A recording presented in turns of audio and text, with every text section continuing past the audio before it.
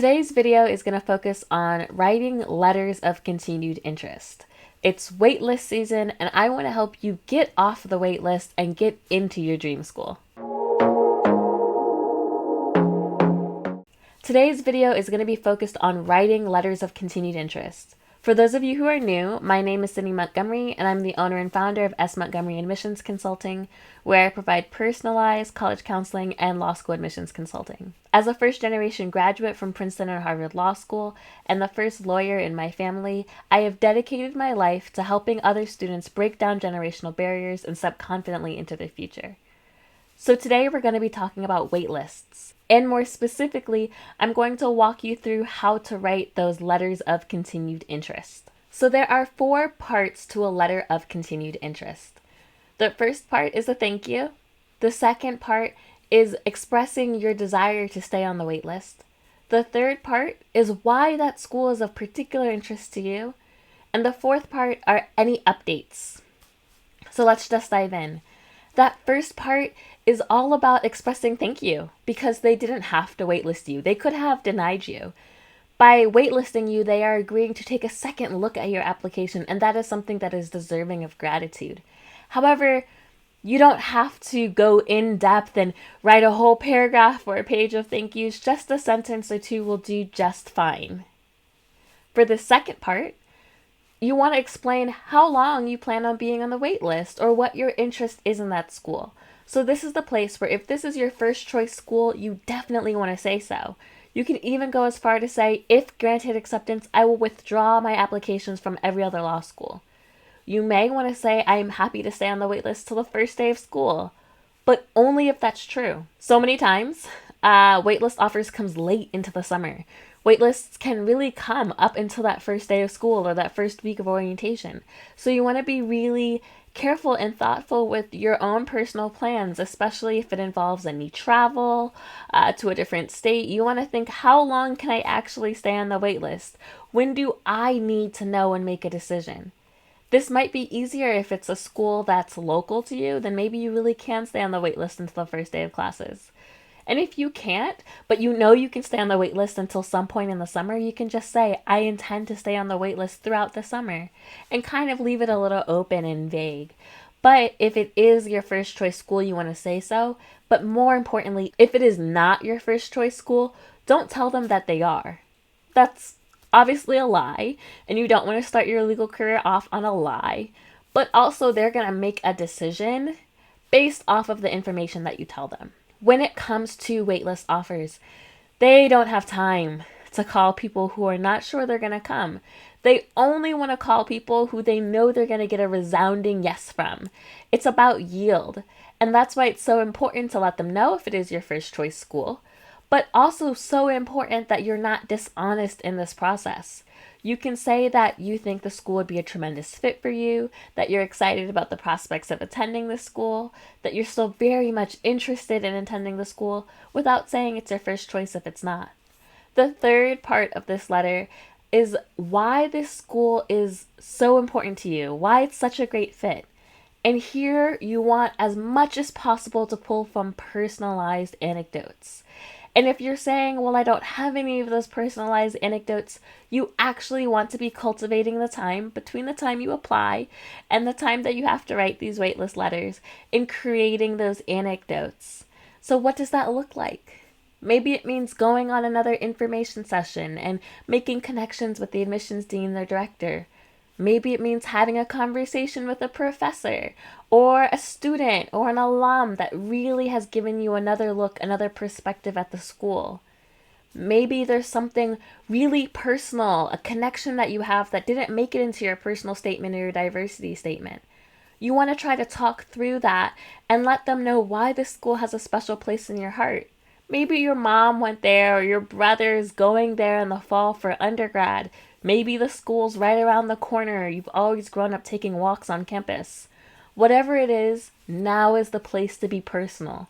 Your letter should really convey to them that you absolutely want to go to this school, or at least it's a school that you are heavily considering and you want the option of attending. You don't want to give them something that's just off their website. You don't want to say anything generic. Here you really want to get into the specifics and the personal. But you don't need to belabor this either. This part of your letter should maybe be 3 to 4 sentences or a paragraph. Again, these letters are not very long, and you don't want to go on and on and on. You want to get to the point. And what is the most important point? That's point 4. Updates. You want to provide them updates from the time that you applied. And I'm always telling my students that once you hit submit, you want to create some updates so that you have something to say in a waitlist letter. If you've done absolutely nothing else and you have no updates, well, it's going to be really hard to write these letters. And some schools welcome waitlist letters of continued interest every 4 to 6 weeks or 6 to 8 weeks, while other schools only want one. So you want to make sure that you're actually doing your due diligence and you're researching how the schools would like waitlist candidates to stay in contact with them. And that's something that you can even just ask them. If you're confused, you can call or you can email and say, "Hi, my name is Sydney Montgomery. I'm so thrilled to be on the waitlist. I was wondering what your school's preference was for how waitlist candidates should stay in contact with the school and how often you would like to hear from waitlist candidates." They will tell you. Like I said, some schools only want to hear from you once, and anything after that just becomes really cumbersome for them. But some schools love hearing from their waitlist candidates. But you have to have something to tell them. You can't just write the same letter over and over and over again, or you're going to run out of new special reasons why you want to go to that school, and you're also going to run out of updates. Some things that you can consider are volunteering, are adding maybe a new promotion at work, or if you have received more grades at school, if you've added a designation or a specialty, if you've taken on a new project at work or became lead of a new team. There are so many different things that you can do, but you do need to be intentional about the updates.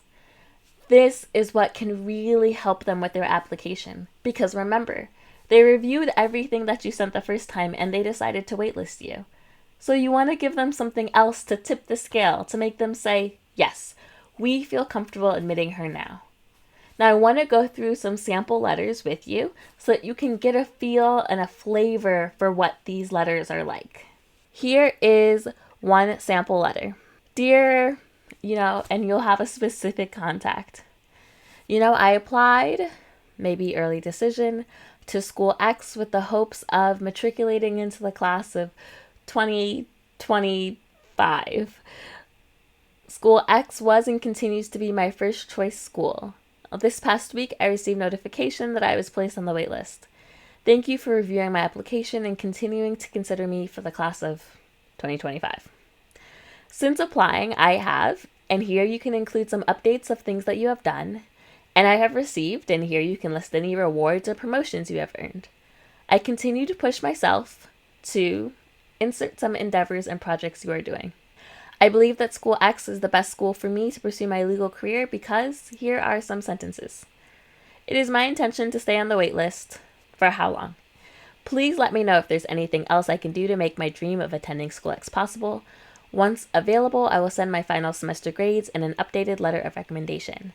Now, some schools will want you to send updated letters. Some schools won't want you to send any updated letters. Sometimes it's good to end your letters by saying, please let me know if any supplemental materials would be appropriate or needed at this time. Here is another sample. I hope you're doing well. I'm writing to provide you an update regarding how I've spent my time. This is probably a good second or third waitlist letter. So here you might want to put some details about the activities or organizations you have spent your time doing, including any updates or significant leadership roles you undertook, and then maybe tie those new roles and passions into your passion for the law, staying consistent but not repetitive with your personal statement. You can see that this letter says that School X is my first choice law school program and I would be thrilled to join the class of 24, join the School X community in the fall, etc. Closing remarks. In this other letter, sample C, it says, thank you, starting off with that gratitude for your continued interest of me on the wait list, or your time and consideration, your offer to stay on the wait list. There's so many different ways you can phrase this. I am grateful. One more sentence expressing your gratitude. Then you can express your desire and intent to remain on the wait list. The current recent personal experiences or interactions you've had with the school that solidified why that school is your first choice or top choice school, and a strong fit for your academic and legal goals. Then you can update them on what you've either done or will be doing in the coming months, which could include work or academic updates since you've applied, or any large projects or proposals you know that you will be working on in the coming months. So sometimes students ask me, I haven't yet done this, but it's something I'm planning to do. Absolutely fine for an update letter. Then you can reiterate your desire and intent to stay on the waitlist, including how long you intend to stay on it, right? And make an offer to submit any supplemental materials. I have one more for you guys here. Dear School X, my name is Cindy Montgomery, and I am a hopeful applicant to the School X class of 2025. Thank you for your continued consideration of my application, etc., time and consideration, opportunity to remain on the wait list. I remain absolutely committed and certain that School X is the best place for me to begin my legal career. If offered a spot on the wait list, I will commit to attending this fall, no matter how late that offer comes in the wait list cycle. This is someone who is ride or die this school, right? They're like Team School X. It doesn't matter, right? They're in there. Here, you can have 1 or 2 short paragraphs on updates, such as new organizational community roles, update academics, GPA, LSAT. Maybe you took the LSAT again. That's always something that students ask me if they should do. Getting promotions or awards, and you want to use specifics and positive adjectives. 3 to 4 reasons why this school is the school for you, using new and personal specific experiences. Maybe you've recently visited the school. Maybe you can try to visit. And maybe you can talk about your impressions from the visit and how that solidified your desire to attend that school. Again, thank you so much for taking the time to read this letter and continue to review my applications. Please let me know if there are any supplemental materials I can send that would be beneficial to your office. So there are so many ways to do this update letter, and you may be writing more than one. Absolutely, if it's a school that loves hearing from its waitlist candidates, you might write 2 or 3. Some schools will have interviews for waitlist students. Some schools will have extra essays for waitlist students. So it is definitely something to navigate, but in this video, I really wanted to touch on those 4 parts of your letter of continued interest. And again, those 4 parts are: 1, expressing gratitude; 2, your intent and desire to stay on the waitlist and the desire to go to that school; 3, why that school is the best place for you with personal anecdotes and reasons; and 4, any updates that you have, whether those are academic or community or work, that would really shine a light on your application, maybe even strengthen it, and you can even offer to send supplemental materials. So I hope this was really helpful. If you haven't already, make sure that you download my free guide, An Essential Guide to Applying to Law School. There you'll find all sorts of information covering the brainstorming process all the way through your letters of continued interest, your resume, and any addenda. If you want even more help, or you just have some questions, maybe specifically on the waitlist, I invite you to join me in my free Facebook group, Barrier Breakers Law School Edition. The link is below. There you can join me on my weekly show, Break into Law School, where we talk all things law school and we answer all the questions that you have.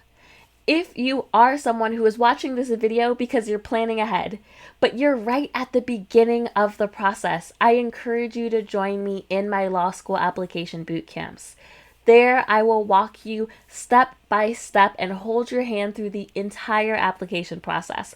We will brainstorm your essays together. We'll make a plan for which schools to apply to, how many schools to apply to. We'll make an LSAT study plan. I'll get you connected with some good courses and tutors.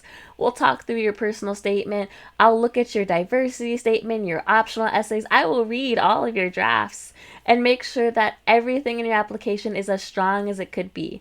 We'll go over resume and addenda. We'll talk about waitlist guidance and interviews and financial aid and scholarships.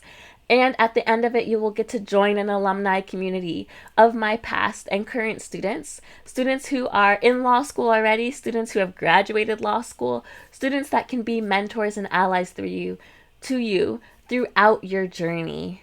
I am so excited to meet you, and I'm so excited to see what your law school journey has in store. I know you're going to be a fantastic attorney, and I can't wait. As always, if you liked this video, make sure that you hit the like button and subscribe so that you can stay up to date on new videos that I post every Monday right here on my channel. I'll talk to you very soon.